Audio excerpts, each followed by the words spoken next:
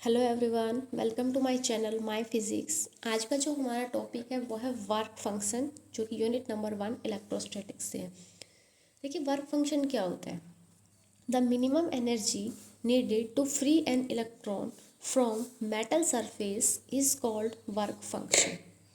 यानी कि कोई भी इलेक्ट्रॉन है जो कि किसी मेटल के सरफेस के अंदर है और उसको उस मेटल के सरफेस से इमिट होना है, बाहर निकलना है, तो उसको क्या चाहिएगी? एनर्जी चाहिएगी।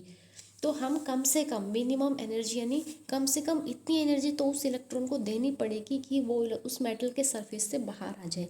तो उसको मेटल के सरफेस से इजेक्ट होने के लिए, इमिट होने के लिए उस इलेक्ट्रॉन को मिनिमम जो एनर्जी नीड यानी उसको चाहिए, उस एनर्जी को ही हम कहते हैं वर्क फंक्शन।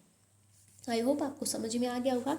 जैसे कि ये एक मेटल का सरफेस है और इस मेटल के सरफेस से एक इलेक्ट्रॉन है और इसको, इस मेटल के अंदर इलेक्ट्रॉन होते हैं आउटर मोस्ट शेल में, तो वो इलेक्ट्रॉन यहाँ से बाहर आना चाहता है, तो इस इलेक्ट्रॉन को हमें एनर्जी देनी पड़ेगी। तो मिनिमम हम इतनी एनर्जी दें कि जिससे वो सिर्फ बाहर आ जाए, तो उस मिनिमम एनर्जी को ही हम कहते हैं वर्क फंक्शन। ठीक है। अब जो वर्क फंक्शन होता है उसकी जो वैल्यू होती है वो डिपेंड करती है on the nature of material. यानी कि मैंने कहा कि जो वर्क फंक्शन है वो हर मटेरियल का अलग होता है, क्योंकि हर मटेरियल की नेचर क्या होती है? अलग होती है। जैसे फॉर एग्जांपल के लिए अगर आप सोडियम की बात करते हैं, Na का मतलब सोडियम। अगर आप सोडियम की बात करते हैं तो सोडियम के लिए जो फाई नोट है, ये जो वर्क फंक्शन, इसका सिंबल होता है फाई नोट। तो जो फाई नोट होता है वर्क फंक्शन होता है हमारा, इसकी जो वैल्यू होती है वो होती है 2.75। ठीक है।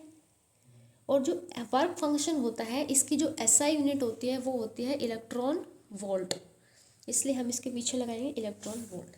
देखिए, इलेक्ट्रॉन वोल्ट क्यों होती है? क्योंकि मैंने अभी कहा कि वर्क फंक्शन एक क्या है? एनर्जी है जो इलेक्ट्रॉन को चाहिए फ्री होने के लिए, मेटल के सरफेस से बाहर जाने के लिए। तो एनर्जी है और एनर्जी की यूनिट क्या होती है? या तो जूल होती है या फिर इलेक्ट्रॉन वोल्ट होती है। बट हम यहाँ पे मिनिमम एनर्जी की बात कर रहे हैं। मिनिमम एनर्जी मतलब बहुत कम वैल्यू है इस एनर्जी की, थोड़ी कम से कम एनर्जी की बात कर रहे हैं। तो हम इसकी यूनिट है वो जूल नहीं रख सकते, क्योंकि ये एनर्जी बहुत कम होती है। और थोड़ी एनर्जी को किस में नापा जाता है? किस में मापा जाता है? इलेक्ट्रॉन वोल्ट में। ठीक है। इलेक्ट्रॉन वोल्ट है वो एनर्जी की सबसे छोटी यूनिट होती है, जूल थोड़ी बड़ी होती है। तो हम यहाँ पे कहेंगे कि जो वर्क फंक्शन है उसकी जो एसआई यूनिट होती है वो क्या होती है? Electron volt. तो यानी कि मैं कह सकती हूँ कि जो सोडियम है उसका जो वर्क फंक्शन है वो ये है। इसका मतलब क्या हुआ कि जो सोडियम होता है, आपको पता है सोडियम का जो एटॉमिक नंबर होता है वो कितना होता है? 11। यानी सोडियम के अंदर 11 इलेक्ट्रॉन है। कैसे होते हैं? जैसे आपने पढ़ा होगा कि ये मान लो एक न्यूक्लियस है सोडियम का, इसके बाहर क्या बनी होती है? सेल बनी होती है, KLMN ऐसे। तो इसके पास 11 इलेक्ट्रॉन है। फर्स्ट सेल में कितना आएंगे? 2, दूसरी में 8, 10 हो गई, और लास्ट वाली सेल में 1। यानी इसमें आपके 2 इलेक्ट्रॉन है, दूसरी वाली में आपके 8 इलेक्ट्रॉन है। ठीक है। और थर्ड वाली में कितने इलेक्ट्रॉन है? 1। ठीक है। तो सबसे पहले जो इलेक्ट्रॉन इजेक्ट होता है, इमिट होता है, वो कौन से होते हैं? आउटर मोस्ट सेल के। सबसे पहले ये बाहर आएंगे, फिर ये आने के बाद फिर ये आएंगे। देखिए, ये जो जितना आप अंदर जाते जाओगे, इन इलेक्ट्रॉन की बात करते हैं तो इनको ज़्यादा एनर्जी की ज़रूरत पड़ती है इजेक्ट करने में, बाहर निकालने में। क्यों? क्योंकि ये न्यूक्लियस के साथ स्ट्रांगली बंधे हुए हैं, बॉन्डेड है। जैसे ये इलेक्ट्रॉन है तो इस पर नेगेटिव चार्ज है, न्यूक्लियस पे पॉजिटिव है, पॉजिटिव नेगेटिव एक दूसरे को अट्रैक्ट किए हुए हैं। इन यहाँ पे जो इलेक्ट्रॉन है उसका भी न्यूक्लियस के साथ अट्रैक्शन है, पर जो डिस्टेंस है वो ज़्यादा है। डिस्टेंस ज़्यादा होने की वजह से इनके बीच की जो बॉन्डिंग है, अट्रैक्शन है, वो थोड़ा सा वीक है। इसीलिए हम इसको अगर थोड़ी एनर्जी भी देते हैं तो ये बाहर निकल जाता है। तो वैलेंस इलेक्ट्रॉन को इमिट करना या इजेक्ट करना ईजी होता है, उनको कम एनर्जी की ज़रूरत पड़ती है। तो वैलेंस इलेक्ट्रॉन सबसे पहले क्या होते हैं? बाहर आते हैं। इनका जो वर्क फंक्शन है, यानी कि जो एनर्जी की जो वैल्यू है वो क्या होती है? बहुत ही कम होती है।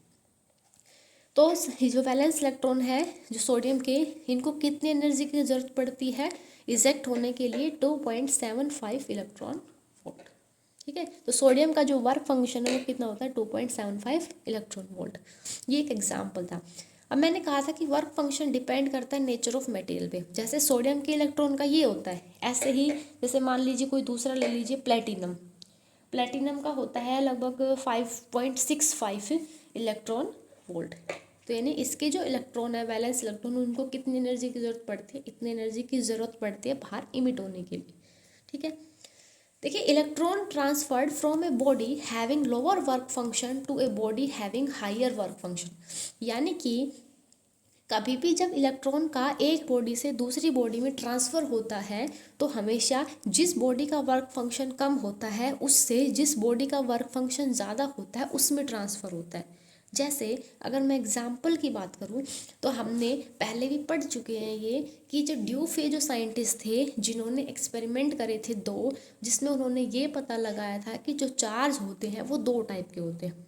जो हम पहले पढ़ चुके हैं कि ड्यूफे ने कहा था कि जब उसने ग्लास की रोड को सिल्क के कपड़े के साथ रब किया, एक्सपेरिमेंट नंबर 1, और एक्सपेरिमेंट नंबर 2 में उसने क्या किया था, एक फर था, पंख था, उसको एबोनाइट की रोड के साथ क्या किया था, रब किया था।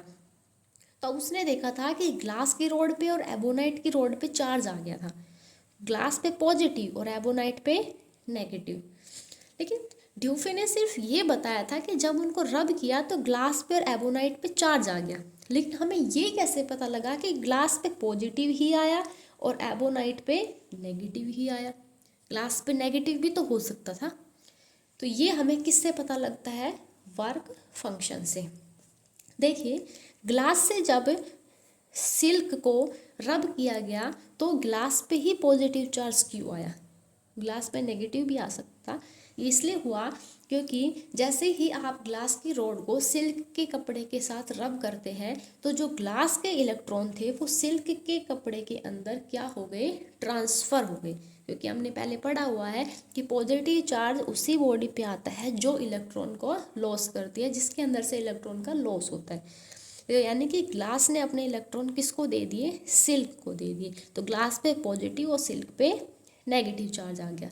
अब ग्लास ने ही अपने इलेक्ट्रॉन सिल्क के अंदर ट्रांसफ़र क्यों किए, इसका मतलब जो जब उनको रब किया, देखिए जब आप किन्हीं दो चीज़ों को रब करते हैं तो वहाँ पे हीट प्रोड्यूस होती है। ठीक है, जैसे फॉर एग्जांपल के लिए आप अपने हैंड्स को भी रब करते हैं तो आपके हाथ गर्म हो जाते हैं कुछ टाइम के बाद। तो यहाँ पे भी यही हुआ था कि जब आप ग्लास को और सिल्क के कपड़े को रब करेंगे तो उनमें क्या होगी, हीट प्रोड्यूस होगी, यानी एनर्जी प्रोड्यूस होगी।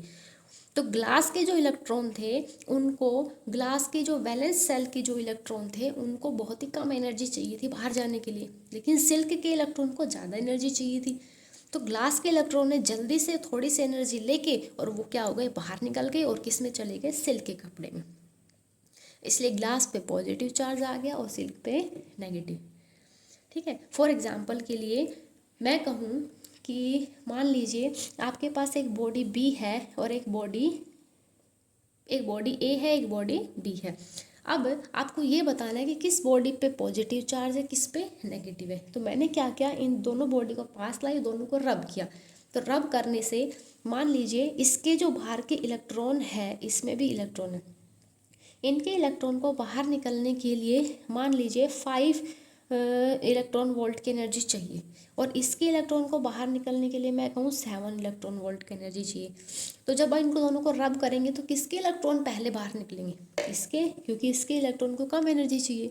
तो ये जल्दी से निकल के किस में चले जाएंगे, बॉडी बी में। तो इस बॉडी बी पे ए पे पॉजिटिव और बी पे नेगेटिव चार्ज आ जाएगा। सिमिलर यहाँ पे भी ऐसे ही हुआ है।